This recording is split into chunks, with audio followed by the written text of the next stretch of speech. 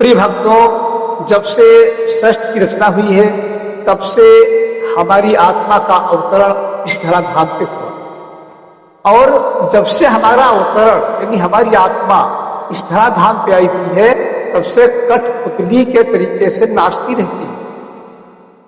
आज आप जिस स्थान पे हैं, आप जिस शरीर में हैं, जिसको आप अपना मान रहे हैं, जरा सोचो। इसी तरीके से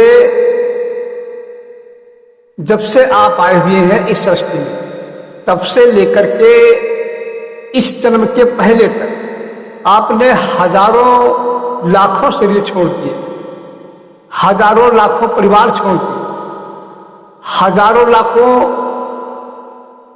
मकान छोड़ दिए, और आज जिस स्थिति में आप हैं, जिसको आप अपना मान रहे हैं, ये सब कुछ अपना है। लेकिन साथियों, ये जो अपना जिसे आप मान रहे हैं, ये एक दिन सपना से भी बदतर हो जाएगा।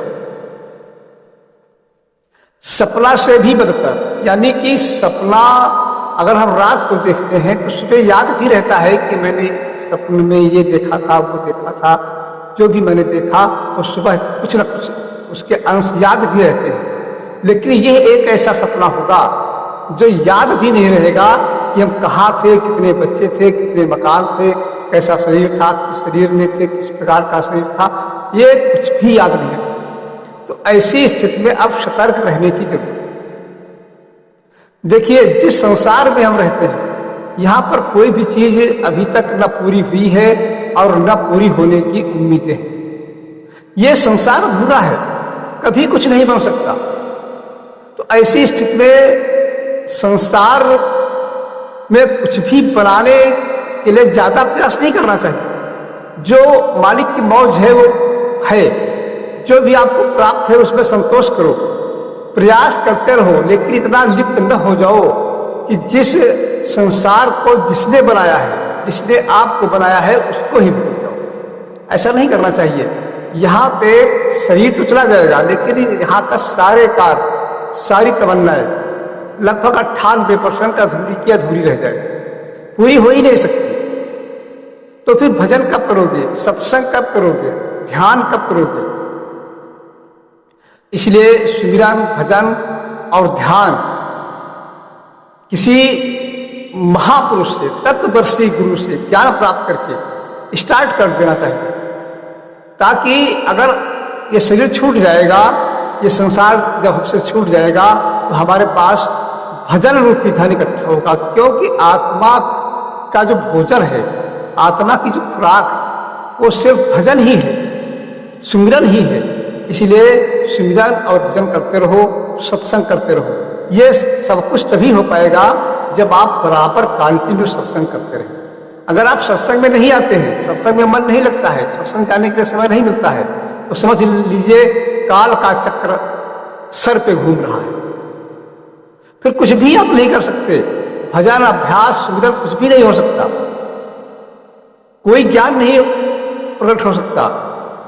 बिना ज्ञान के कुछ भी नहीं हो सकता है। तो ज्ञान प्राप्त होगा सत्संग में। इसलिए हमें हर हालत में सत्संग आना चाहिए। सत्संग हमारे यहाँ आश्रम में हर महीने की 1 तारीख और 15 तारीख को सभी संत महात्मा लोग आते हैं, सभी भक्त आते हैं, और रूहानी सत्संग का ज्ञान कराया जाता है। रूहानी सत्संग सबको बताया जाता है, इन रूहानियत के विषय में, आत्मा के विषय में, आत्मा और परमात्मा के विषय में। एक बात और बता दें, सत्संग उसी का नाम है जिसमें आत्मज्ञान की चर्चा। आत्मज्ञान में सिर्फ 4 बातें आती हैं, 5वीं कोई बात नहीं। पहली बात तो यह है कि जो हमारा स्वरूप है, यानी शरीर हम नहीं है, आत्मा है। तो ये आत्मा है क्या, कैसी है, छोटी है, बड़ी है, काली है, गोरी है, लाल है, पीली है, ये आत्मा क्या है? पहली बात तो ये हुई। दूसरी बात, ये कहां से आई है इस धराधाम, इसका मेन केंद्र कौन सा है? आखिर कहीं तो घर होगा, कहीं तो मेन स्थान होगा जहां से हम लोग यहां पे आए हैं। तीसरी बात, जहां पे स्थान होगा, आखिर इन आत्माओं को बनाया किसने? इसका जन्मदाता कौन है। और चौथी बात कि हम इसको कैसे जानें, कैसे देखें, अपनी आत्मा को कैसे देखें, उस परमात्मा को कैसे जाने, उस घर को कैसे जाने अपने। ये सिर्फ 4 बातों का ही सत्संग होता है। ये सत्संग जहाँ कहीं भी मिल जाता है, तो इसको अगर आपने आधी घड़ी भी सुना है मन लगा करके, तो जीवन का कल्याण हो जाता है।